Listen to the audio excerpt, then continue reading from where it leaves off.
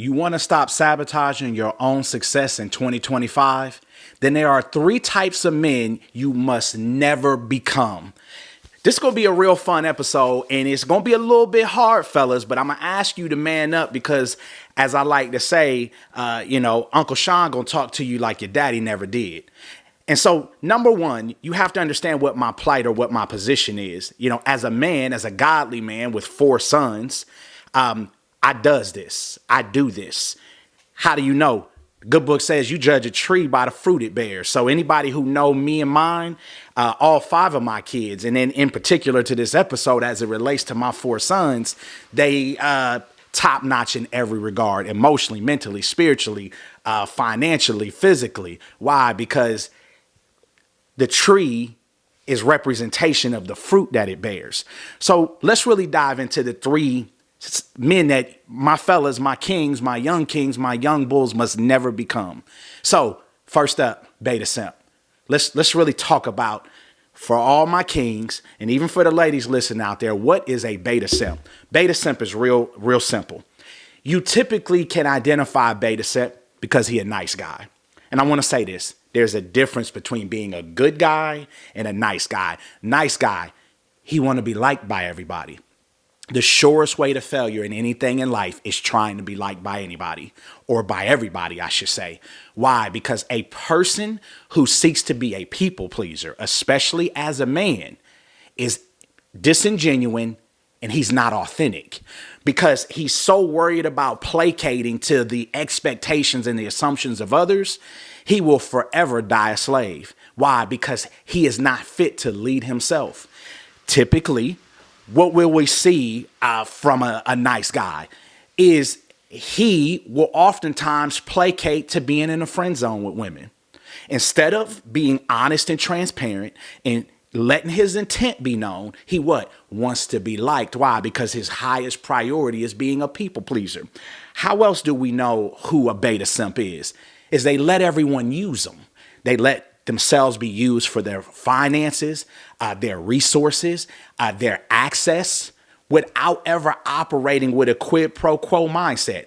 In life and in business, everything is quid pro quo. What does that mean? Is this has to be a win-win. I do for you, you do for me. It has to be an equal exchange.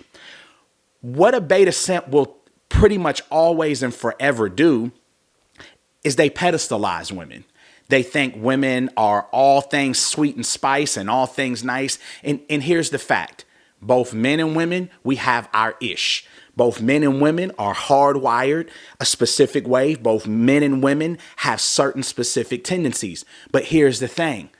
A beta simp will pedestalize women to the point where they are completely out of touch with what the real value is. Let me give you an example.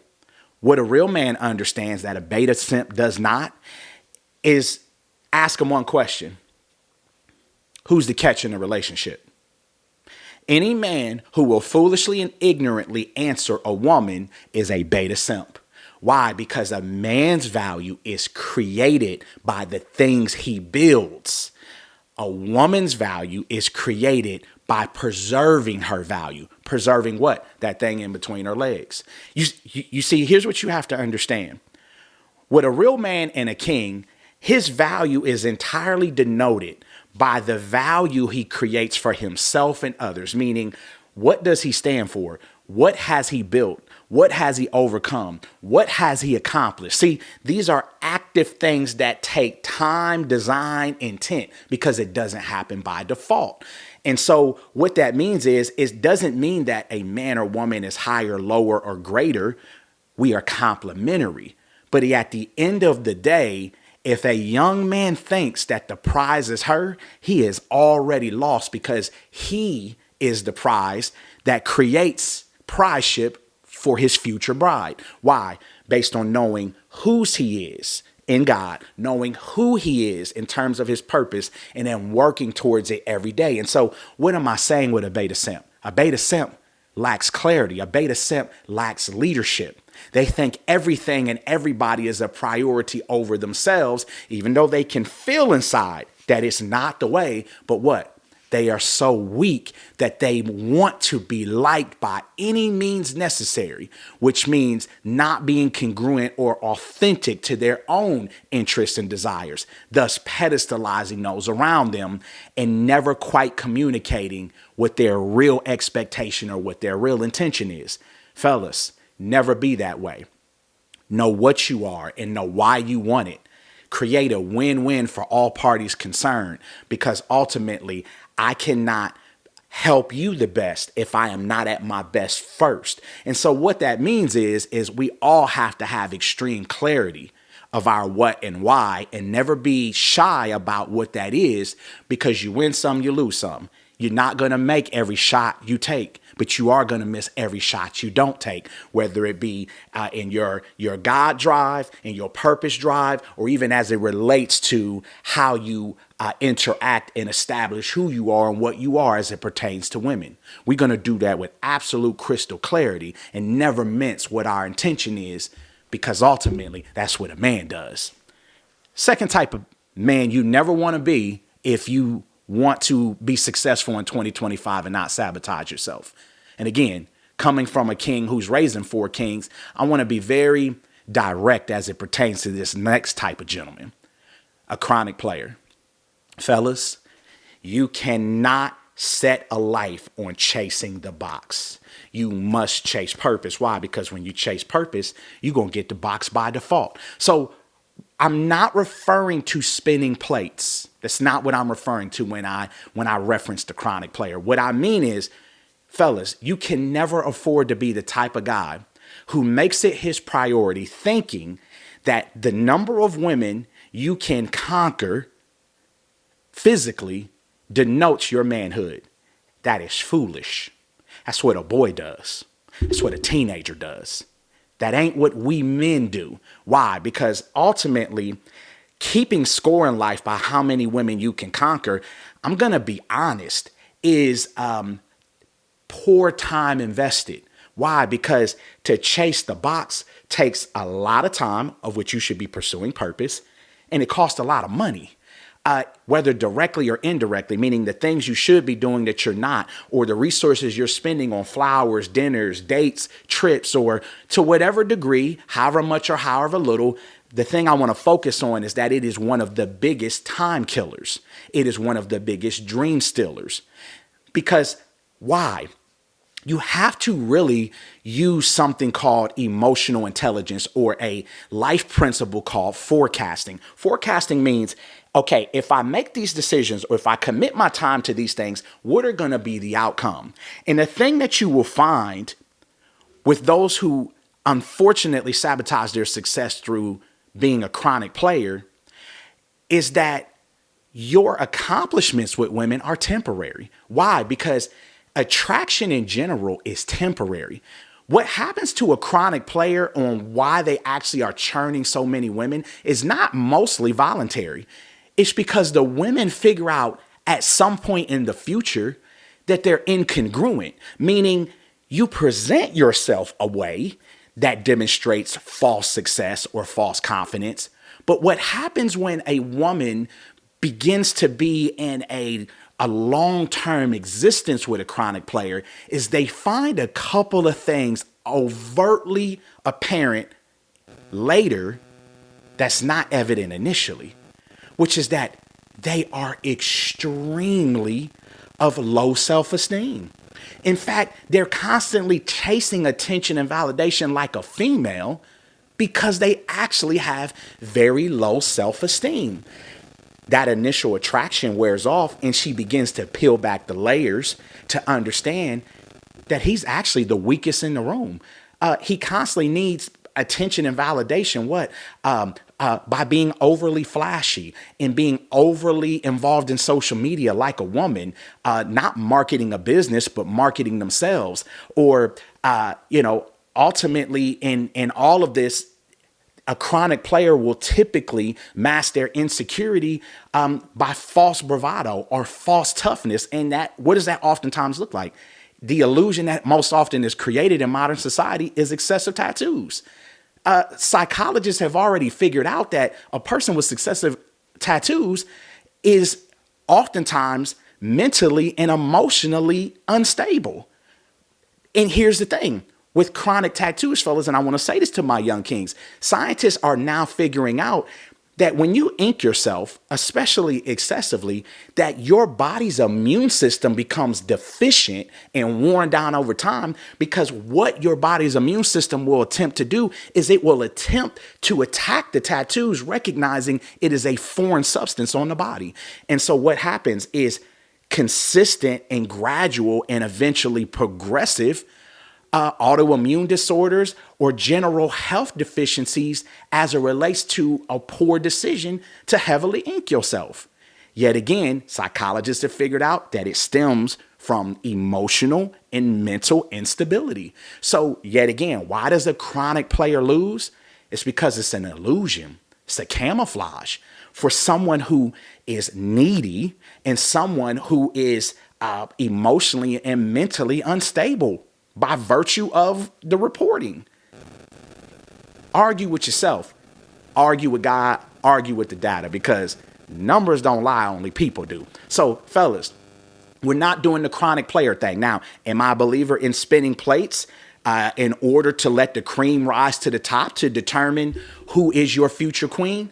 Absolutely. As long as that is done up front with transparency, where you let the young lady know, look, I'm highly interested. I want to see where this goes. But for the time being, I don't date exclusively. My vision is to find a queen, but we're going to need to organically journey through this process for me to determine if you are fit for my vision. That is what it looks like, spinning plates. Being a player is through the art of illusion and through deception, typically masking your own insecurities and instabilities, because you need the affection and attention of a woman, like a woman, to feel good about yourself. Kings, we ain't doing that.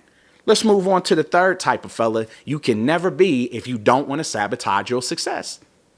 A mama's boy. Oh, the data, this is going to be a tough one, but the truth is the truth, regardless of who tell it. And the fact of it is truth is controversial. So I don't really care about your hurt feelings, because if you a hit dog holler in any of these three, you by virtue alone, by your own internal reaction, have revealed exactly what you are. But my goal is to help you, not harm you. So let's talk about the mama's boy. Fellas, if you are over 25 and for any reason you live with your parents, you a mama's boy. You're sabotaging your success. You're weak. I'm just going to put it like that. Why? Because you're a man. The fact of it is, personally speaking, the day I left for college, I ain't go back to my mama's house. That's a no and a never. I ain't lived in my mama's house for any reason since the age of 18. Neither should you. Now, am I saying temporarily, as you're going through college, maybe the first year, I understand. Am I saying when you come back for spring break and summer, young kings, you should live with your parents? Immediately following graduation, while you are looking for permanent placement? Yeah, but once you got a job within 3 to 6 months, you need to never come back home. Why? Because you're a man. You need to stand on your own 2 feet. Why? Because that's what a man does, right? To become a man, I must put away childish things. It is childish for a grown man beyond the age of 25 for any reason to live in his parents' household. It's sad that I even got to go into detail, but let's go there a little further. Why? Because living with your parents is pathetic. I would rather be homeless living in my car than live with my parents for my own internal strength and discipline. And so if you're not built like that, if you ain't moving like that, that says a lot about you and probably why you have the challenges and issues you do have in life. Because why? It's weakness. You have to understand the purpose of life is to do the thing of which God called you to. Once we find God, we need to find what our purpose is. Once we know what our purpose is, then we are fit to find our queen. But guess what? A woman's greatest need is survival. And ultimately what that means is she has to be able to trust the destiny, the vision, and decisions that you're making. But here's the thing. It is a process. It is a journey. That is something you're going to need to do individually. and then ultimately collectively with your future queen. Because personally, what a man must and should do in finding a woman is his goal and responsibility is to help bring out the God-given purpose in her. Her job is to bring that out in you. As I've shared before, that means you as a man must be 80% a complete work, but entirely complete within yourself. And it is the partnership, because a wife is intended to be what? To be a helpmate. She is intended to be an assistant to a king. She is intended to be a lifesaver or the lookout. But it is your job, gentlemen, to love, lead, and elevate her with certainty and clarity of your vision, the two of you working in order to establish whatever that plan and promise that God has for you.